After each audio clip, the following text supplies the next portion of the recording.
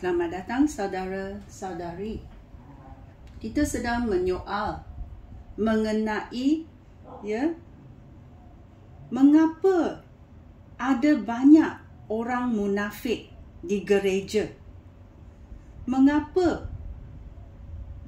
ramai orang munafik. Mereka berkata satu dan mereka membuat benda yang lain. Bolehkah kita percaya orang ini? Adakah munafik sudah menerima kebenaran?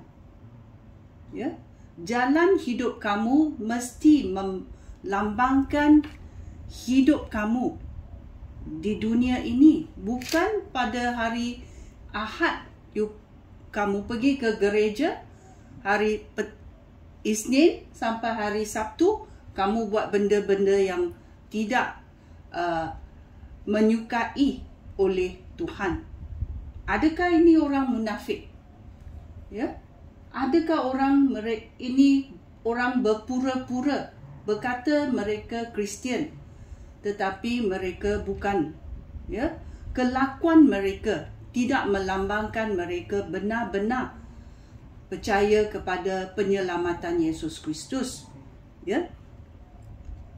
Munafik adalah orang yang sesat.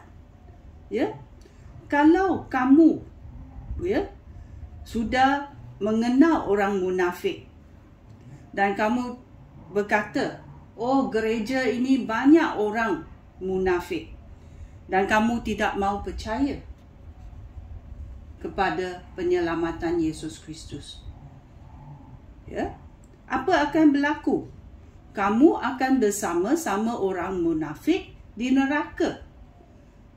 Kerana mereka munafik. Mereka bukan memampakkan kebenaran. Kalau kamu sembunyi di belakang orang munafik, kamu mestilah lebih kecil daripada orang munafik itu kerana kamu sembunyi di belakangnya. Adakah ini perlu? Kerana orang munafik, kamu tidak mau percaya kepada penyelamatan Yesus Kristus. Dan kamu berkata, oh, gereja ini banyak orang munafik. Bukan orang yang benar-benar percaya kepada penyelamatan Yesus Kristus. Aku tak nak percayalah. Adakah kamu mengadakan hubungan pribadi dengan Yesus Kristus, atau kamu berkawan dengan orang-orang munafik? Kerana perbuatan mereka, kamu tidak mau percaya. Oleh itu kamu masuk neraka lah. Kerana kamu tidak mau menerima penyelamatan Yesus Kristus. So kita mau selidiki orang munafik dan apa yang berlaku dalam Alkitab. Kita tengok dalam Zechariah. Kita cari Zechariah babak 13 ayat 6 berkata, jika orang bertanya kepada Yesus, luka apakah yang ada pada dadah kamu itu? Yesus Kristus menjawab, luka ini aku dapat ketika di rumah kawan aku. Kawan telah menganiayai dia. Kawan dia. Bukan orang luar. Kawan dia, saudaranya. Telah menganiayainya. Dan lukanya terdapat di dadanya. Dan Yesus Kristus menjawab, luka ini aku dapat ketika aku berada di rumah kawan aku. So, adakah orang munafik dalam kumpulan kamu? Dalam Kisah Rasul-Rasul babak 1 ayat 16, ia berkata, Saudara-saudara, apa yang ditulis di dalam Alkitab harus berlaku. Dahulu, Roh Allah melalui Daud bernubat tentang Yudas yang memimpin kumpulan orang yang menangkap Yesus. Yudas salah seorang daripada kita kerana dia pun dipilih supaya bekerja bersama-sama kita. Ya. Yudas adalah di kalangan 12 orang pengikut Yesus Kristus. Yesus Kristus tahu perangai Yudas, tetapi dia juga memilihnya kerana dalam Alkitab sudah bernubat. Yudas salah seorang daripada kumpulan orang yang menangkap Yesus. So, kawan dia yang menganiayai dia. Yudas telah berdamping dengan Yesus 3 tahun. Kalau 3 tahun kita kali 356 hari, berapa hari? Hari-hari menjadi kawan, tetapi juga menganiayai Yesus Kristus. Dalam Ibrani babak 12 ayat 2 berkata, hendaklah pandangan kamu tertumpu kepada Yesus, kerana iman kita bergantung kepada Yesus dan permulaan sehingga akhir. Yesus tidak putus asa, walaupun dia harus mati pada kayu salib. Sebaliknya, kerana kegembiraan yang menantikannya, Yesus tidak peduli bahawa mati pada kayu salib adalah suatu hal yang memalukan. Sekarang, Yesus Kristus duduk di sebelah kanan takhta Allah. Yesus sudi mengalami penderitaan untuk menebus dosa kita. Walaupun orang munafik, dia sudah menjanji kepada Allah bahawa dia sudi buat. Dan dalam penderitaan di kayu salib, dia sebaliknya mengingat bahawa apa yang menanti-nantikannya. Dia tidak peduli bahawa matinya itu di kayu salib memalukan atau dalam derita.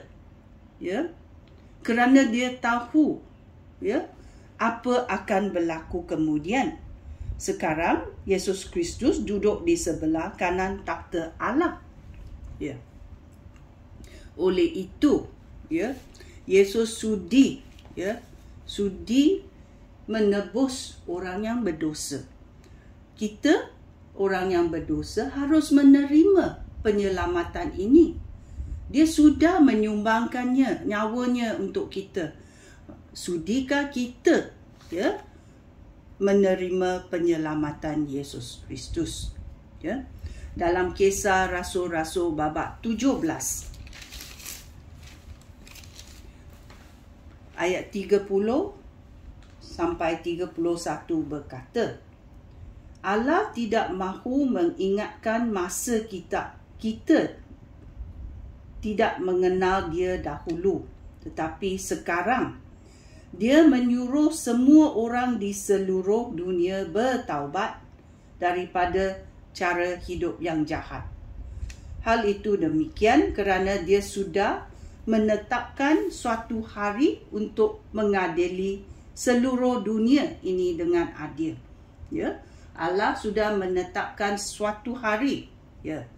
Tugas itu akan dilakukan oleh satu orang yang sudah dipilih oleh Allah, supaya semua orang yakin akan hal itu.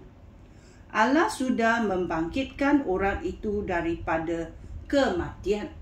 So, kamu faham siapa yang dibangkitkan oleh Allah daripada kematian di kayu salib?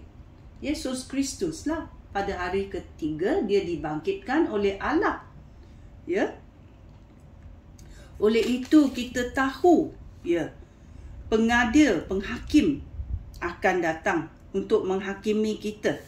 Ya. Dalam Roma babak 2 ayat 16 berkata, oleh itu, menurut berita baik yang aku kabarkan, hal itu akan berlaku pada hari kiamat. Apabila melalui Yesus Kristus, Allah akan menghakimi segala rahsia hati manusia dan juga fikiran manusia. Ya? Kerana Tuhan melihat hati kita dan fikiran kita. Ya? Oleh itu, dia boleh menghakimi kita kerana dia adalah Allah yang adil. Ya? Dia adalah Allah yang adil.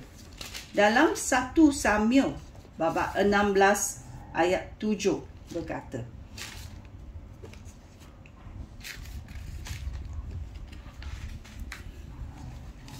carinya 1 Samuel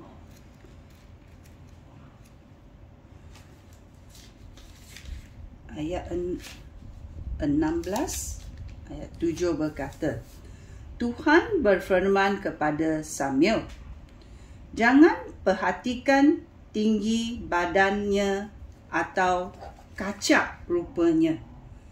Bukan dia yang aku kehendaki. Aku tidak menilai orang seperti cara manusia menilai orang. Manusia melihat rupa, tetapi aku melihat hati. Oleh itu, hanya Tuhan boleh melihat hati kita dan dia boleh mengadili kita mengikut apa yang ada dalam hati kita. Adakah kita buat benar atau salah? Tuhan tahu apa yang dalam hati kita, dalam fikiran kita juga. Ya? Oleh itu, kita tidak boleh berkata Tuhan tidak adil. Tuhan boleh melihat segalanya. Ya? Adakah orang munafik akan bertaubat?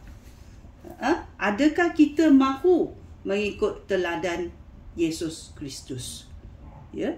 Pilihlah dengan was-was. Sekian, terima kasih. Shalom.